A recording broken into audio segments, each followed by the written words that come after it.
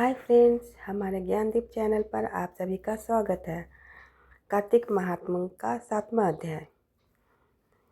इससे पहले गायत्री मंत्र।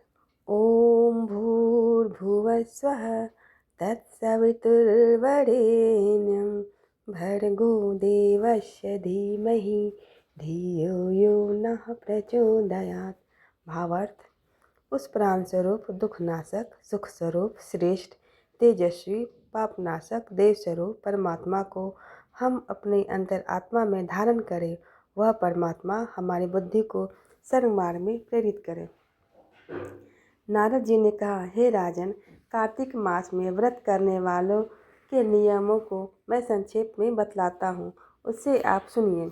व्रती को सब प्रकार के अमिष, मांस, उड़द, राई, खटाई तथा नशीली वस्तुओं को त्याग कर देना चाहिए। व्रती को दूसरे का अन्न ग्रहण नहीं करना चाहिए, किसी से द्वेष नहीं करना चाहिए और तीर्थ के अतिरिक्त अन्य कोई यात्रा नहीं करनी चाहिए। देवता, वेद, ब्राह्मण, गाय, व्रती, नारी, राजा तथा गुरुजनों की निंदा भी नहीं करनी चाहिए। व्रती को दाल, तिल, पकवान व दान किया हुआ भोजन ग्रहण नहीं करना चाहिए। किसी की चुगली या निंदा भी नहीं करनी चाहिए। किसी भी जीव का मांस नहीं छूना चाहिए। पान, कत्था, चूना, नींबू, मसूर, बासी तथा जूठे अन्न का भी प्रयोग नहीं करना चाहिए। गाय, बकरी तथा भैंस के अतिरिक्त अन्य किसी पशु का दूध नहीं पीना चाहिए। कांच के पात्र में रखा हुआ पंचगव्य, बहुत छोटे घड़े का पानी तथा केवल अपने लिए ही पका हुआ अन्न प्रयोग करना चाहिए। कार्तिक माह का व्रत करने वाले मनुष्य को सदैव ब्रह्मचर्य का पालन करना चाहिए। उसे धरती पर सोना चाहिए और दिन के चौथे पहर में केवल एक बार पत्तल में भोजन करना चाहिए। व्रती कार्तिक माह में केवल नरक चतुर्दशी, जिसे छोटी दिवाली भी कहा जाता है, के दिन ही शरीर में तेल लगा सकता है। कार्तिक माह में व्रत करने वाला मनुष्य को सिंघाड़ा, प्याज, मट्ठा, गाजर, मूली, काशीफल, लौकी, तरबूज इन वस्तुओं का प्रयोग बिल्कुल नहीं करना चाहिए। राजस्वाला, चंडाल, पापी, मलक्ष, पतित, व्रतहीन, ब्राह्मणद्रोही और नास्तिकों से बातचीत नहीं करनी चाहिए। भगवान विष्णु को प्रसन्न करने के लिए अपनी शक्ति के अनुसार चंद्रयान आदि का व्रत करना चाहिए और उपयुक्त नियमों का पालन करना चाहिए।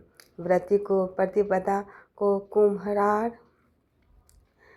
द्वितीया को कटहल, तृतीया को तरुणी स्त्री, चतुर्थी को मूली, पंचमी को बेल, षष्ठी को तरबूज, सप्तमी को आंवला, अष्टमी को नारियल, नवमी को मूली, दशमी को लौकी, एकादशी को परवल, द्वादशी को बैर, त्रयोदशी को मट्ठा, चतुर्दशी को गाजर तथा पूर्णिमा को साग का प्रयोग नहीं करना चाहिए।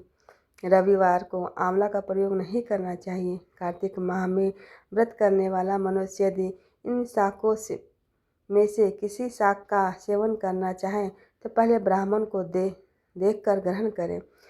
यही विधान माघ माह के व्रत के लिए भी है। देवोत्थान एकादशी में पहले कही गई विधि के अनुसार नृत्य, जागरण, गायन, वादन आदि करना चाहिए। इसकी विधि पूर्वक करने वाले मनुष्य को देखकर यमदूत ऐसे भाग जाते हैं जैसे सिंह की गर्जना से हाथी भाग जाता है।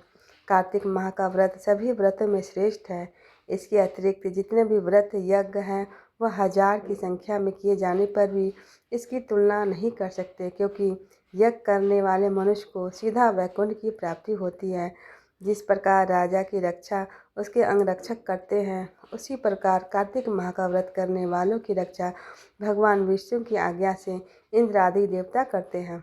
व्रती मनुष्य जहाँ कहीं भी रहता है वहीं पर उसकी पूजा होती है। इसका यश फैलता है। उसके निवास स्थान पर भूत, पिशाच आदि कोई भी नहीं रह पाते। विधि पूर्वक कार्तिक माह का व्रत करने वाले मनुष्यों के पुण्यों का वर्णन करने में ब्रह्मा जी भी असमर्थ है। यह व्रत सभी पापों को नष्ट करने वाला, पुत्र पौत्र प्रदान करने वाला और धन धान की वृद्धि करने वाला है। यह कथा समाप्त हुई। मिलते हैं अगली कथा में, तब तक आप सभी को धन्यवाद। अगर हमारा कथा अच्छा लगा तो हमारे चैनल को लाइक, शेयर एंड सब्सक्राइब अवश्य करें। धन्यवाद।